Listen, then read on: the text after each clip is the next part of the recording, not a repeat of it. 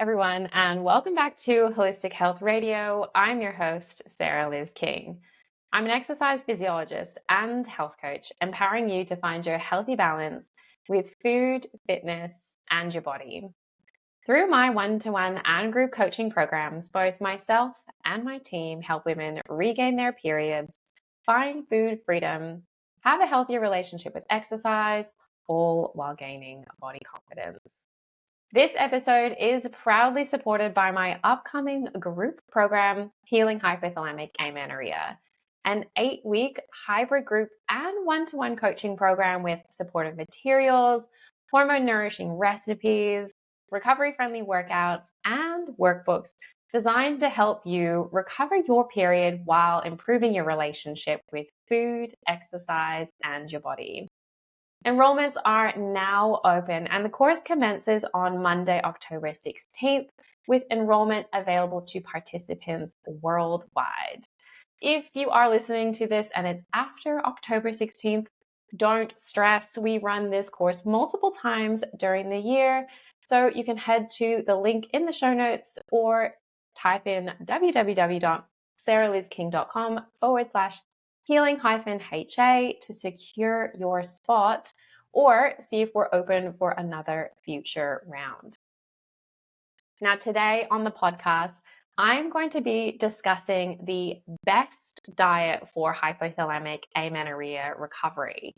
And at the end, I'm also going to give you an example of what I would eat in a day if I was someone that was going through recovery. But for anyone that's new here, let's recap what hypothalamic amenorrhea is. So hypothalamic amenorrhea is mostly caused by low energy availability, often due to undereating, over-exercising, excessive stress, or a combination of all of the above. And usually it is a combination for most people.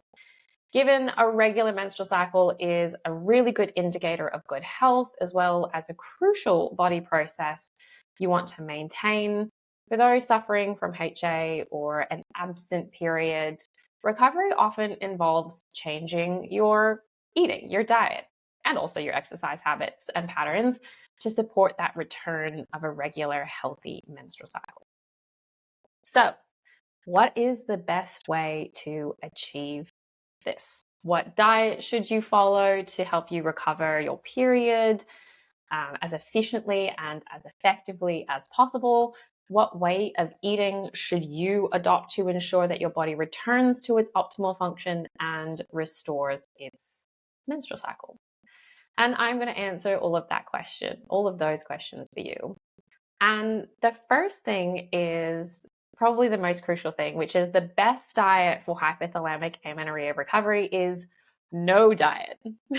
So much of the time, this state of low energy availability, which leads to HA, is the result of underfueling your body, avoiding or fearing foods or entire food groups, and simply not providing your body with the energy that it needs to function and support all of your body's natural processes. And often it's diet culture, which at least is partly to blame for this. Diet culture often instills a fear of certain foods and eating behaviors in us. It tells us to always aim to eat less, to take up less space. It tells us our worth is determined by our shape and our size of our body. So guess what? The best way to address hypothalamic amenorrhea is to address the underlying causes, including diet culture. This means there's no quote unquote best diet to follow when healing from hypothalamic amenorrhea. One of the most important parts of recovery is actually healing your relationship with food and your body. And in order to do so, you actually need to confront and work through all of the fears, the food rules, the restrictive behaviors that you have learned for months, if not years, for most people. This means that you are undoing or unlearning all of those diet rules that you've gradually subjected yourself to and giving yourself unconditional permission to eat any and all foods as you please. And in essence, This is the exact opposite of any diet, right? So perhaps like the best quote unquote diet for healing hypothalamic amenorrhea is anti-diet or non-diet, or the absence of any diet rules or restrictions, and the unconditional permission to eat any and all foods, as I mentioned before. Now, the second thing to consider in terms of the best kind of diet or way of eating for HA recovery is that your macro split may look a little bit different. So when you're in recovery, your focus should be primarily on how much energy you're consuming. But in saying this, if you've previously aimed to get a large portion of your energy intake from, for example, protein sources and far less from fats and carbs, you will need to shift this mindset. Instead of protein everything, try to prioritize carbs and add in plenty of healthy fats. Essentially, you want around 50% of your energy intake, 50 to 60% of your energy intake to be from carbs, 30 to 35% from fats, and the remainder from protein sources. You can also add in quote unquote extras and fun foods to help you provide your body with the energy that it needs to heal and repair after long periods of neglect and deprivation. But focus on getting enough food into your body and feel the difference that that really makes. Be sure to include a wide variety of foods from all of the food groups. While your macros do matter in recovery, by no means do you need to count them or aim for absolute perfection each and every day. Significantly increase your carbohydrate intake, add in some fats, reintroduce those soul foods you feared for so long and restricted for so long, and you'll definitely be headed in the right direction without getting wrapped up in the specifics of everything. As mentioned before, you definitely want to eat your fats, right? If we're thinking about a great diet for HA recovery, you need your fats.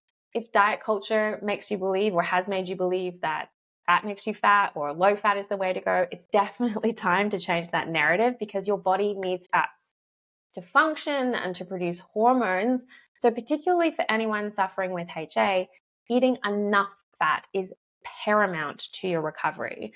Not only do fats help you meet your daily energy requirements, but they're also critical for supporting a healthy menstrual cycle and maintaining the production of your reproductive hormones, which again play a key role in regaining your period. So if you're always opting for low-fat varieties of yogurt and milk and cheese, etc., make the really simple swap to the full-fat varieties, or focus on including many more healthy fats in your daily diet. Nut butters, oily fish like salmon, mackerel, things like olive oil, avocados, nuts, and seeds, they are going to be absolutely amazing in your period recovery journey. As are carbs. Carbs are going to be your new best friend. We know more recently low carb diets have been the go-to along like the low sugar trend, but diets like keto or paleo pretty much allow for only an insufficient carbohydrate intake, which again wreaks havoc on your hormones and stress levels and your menstrual cycle. And restricting your carbohydrate intake can send your hormones entirely out of whack and even result in low energy availability and an absent period. So your body fundamentally needs carbs. They're your brain's preferred source of energy. Well, it's the only kind of energy your brain can use. So denying it carbohydrates can send your body into a state of stress, and often even into this like survival mode, which we see in HA. This signals to your hypothalamus in your brain that it's really time to conserve energy for this dangerous situation that you're currently in, causing it to shut down functions like menstruation, reproductive function, downregulate your thyroid, among other things.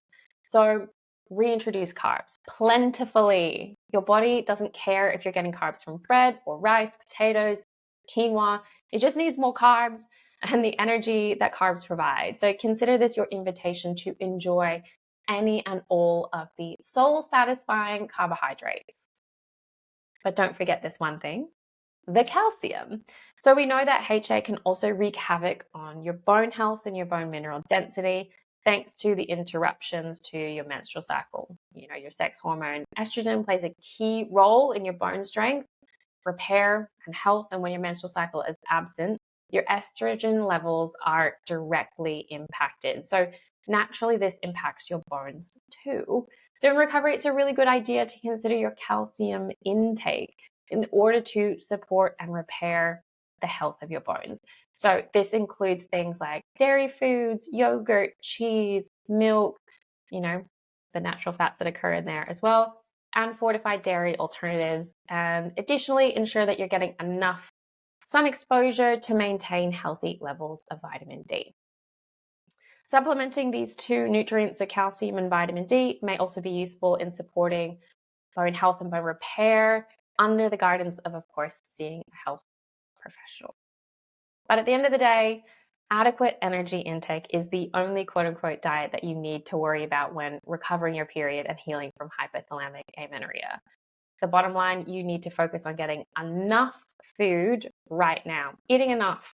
In recovery, obviously, it's recommended that you eat at least, as a minimum, 2,500 calories per day. And yes, that applies even if you're resting completely and doing no exercise whatsoever. Your body needs to be in an energy surplus in order to heal, recover, restore your menstrual cycle.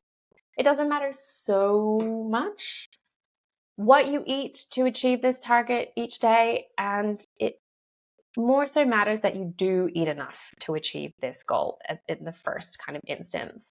And remember, this is the minimum amount that you need. If you're still hungry, if you have an active job, or you are exercising, go ahead and eat more. I encourage you to make sure that your body is eating enough. Listen to your body. Fuel it with whatever it needs, whenever it needs it. And the key takeaway is nourish your body. Work on your relationship with food and yourself, because a really fraught relationship with food will only add to the existing stressed state that your body is in, further increasing your risk of developing or staying in a state of hypothalamic amenorrhea.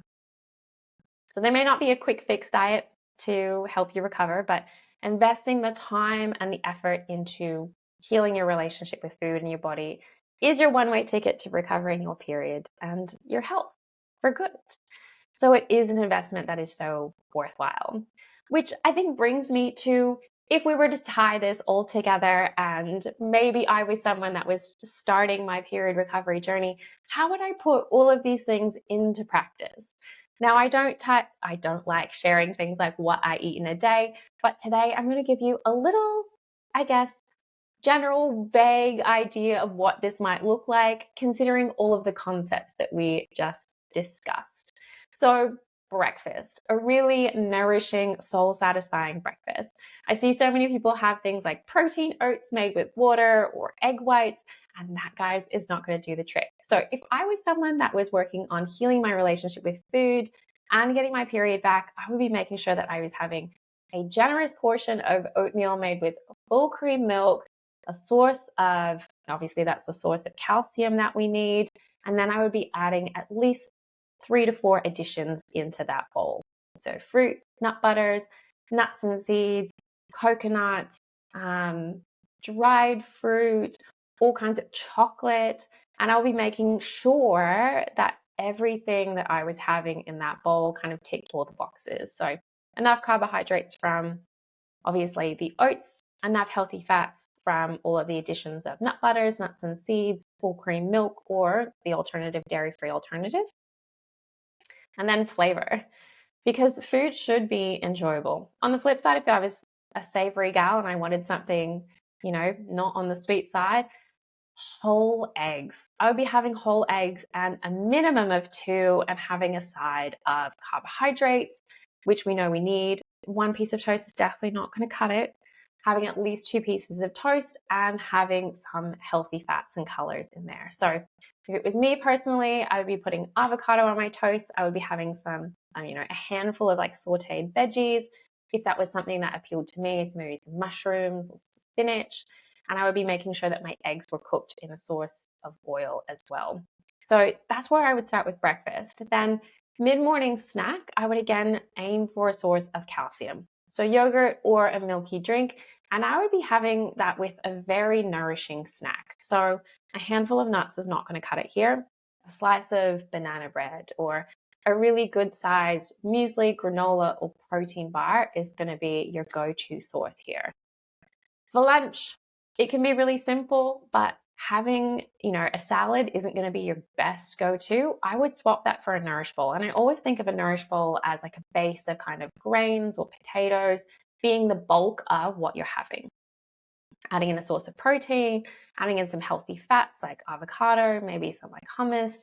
Maybe you've got a salad dressing that you add in, and not overdoing all of the salad veggies on there. That is not going to be the winner for you. And then I would finish whatever lunch I had with a little bit of something sweet. So having a cookie and like a cup of tea, or a couple of rows of chocolate, because that is going to help you meet those energy requirements. Maybe if you don't want a nourish bowl, you go for a sandwich and a pack of crisps. I know that was one of my favorite meals to have when I was working on healing my relationship with food. It's still such a simple and pleasurable meal to eat nowadays as well. You don't need to overcomplicate it. Moving into the afternoon, this is where I personally would probably not feel as hungry. So I would go towards something that would be really easy for me to eat, which in essence, I would go towards something like a smoothie, right? You can pack a lot of nutrients in. It's another opportunity to get a source of calcium in there, whether you put some yogurt in or use milk, but it's easy to chuck some nut butters and different kinds of fruit in there. Don't just go for berries, have a variety of things. And then it won't sit in your stomach for too long, but you'll ensure that you get enough energy to kind of meet that 2,500 calorie plus mark. And then dinner, right? Moving into dinner, this is where I would really ensure that you're getting a variety of different protein sources. So don't just go for the leanest cuts of meat. Instead of having chicken breast, go for chicken thighs. Instead of having white fish, go for oily fish. If you are someone that is vegetarian or vegan and you're having something like tofu, make your tofu sauteed in a healthy amount of olive oil or other oil to make sure that you're getting a really nourishing amount of energy into that protein source. Again, pairing it with some kind of carbohydrate. So if it was me and I was on my recovery journey, I would go for salmon. I would make my favorite like teriyaki marinade salmon. I would cook some quinoa on the side, and then I would roast some veggies in olive oil and make sure that I drizzle over a little bit of the extra marinade and also some delicious mayo, because it just adds that extra touch that ties the whole meal together. So a little bit of Kewpie mayo over the top, and you have got yourself a delicious dinner. And rounding that out, never skip dessert. The snacks in between your meals are really going to be the game changer for making sure that you reach your energy requirements. If again, we're thinking about like helping you hit that calcium requirement for the day, ice cream. Ice cream is definitely a great one, or a hot chocolate in wintertime made with full cream milk can definitely help you get there. If you are more, you maybe don't want something as sweet, I would say like a piece of toast, nut butter, banana on top is a great option, bowl of cereal, or again, going and having your favorite chocolate bar. But all of those things really help you meet your energy requirements and tie in everything that I spoke about today about the best diet for healing hypothalamic amenorrhea, which is no diet at all. And if you're kind of thinking about all of the meal suggestions that I've just given, don't take them as gospel because they're only suggestions. Your body might need something different, which is why getting individualized support and guidance on this journey is so, so helpful. So if you want to supercharge your recovery journey, feel free to join the next round of Healing HA. We would love to support you as you move towards a healthy relationship with food and get your period back for good. So again, you can click the link in the show notes to check out the Healing HA page and everything included.